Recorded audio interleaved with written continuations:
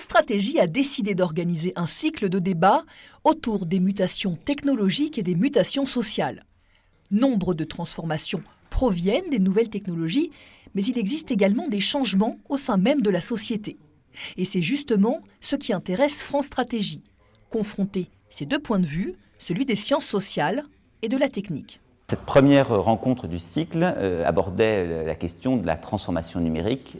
Constitue-t-elle une révolution industrielle? Donc c'est une transformation dont on voit un nombre d'effets qui sont dans nos vies, dont on voit des échos dans la presse régulièrement. Quelle est l'ampleur de cette transformation? C'était la question qu'on souhaitait aborder aujourd'hui pour en faire le lien avec les révolutions industrielles du passé. Pour cette première rencontre étaient présentes des personnalités de la sphère politique, du monde associatif ou encore des grands groupes industriels comme PSA, car les mutations numériques sont au cœur des préoccupations actuelles des entreprises.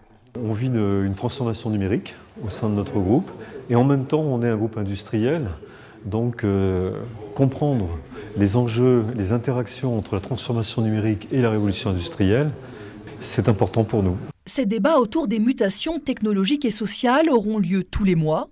Après l'intervention de Sylvain Alano et du président de l'EHESS, Pierre-Cyril Haucoeur, le débat a été ouvert, il s'est révélé très animé. C'est à la fois fédérateur, mais ça divise énormément parce que le diagnostic est loin d'être posé. On voyait bien des questions qui revenaient autour des modèles d'affaires, autour du rôle de la donnée, autour évidemment de ces nouveaux acteurs qui émergent. On n'avance que à travers l'échange.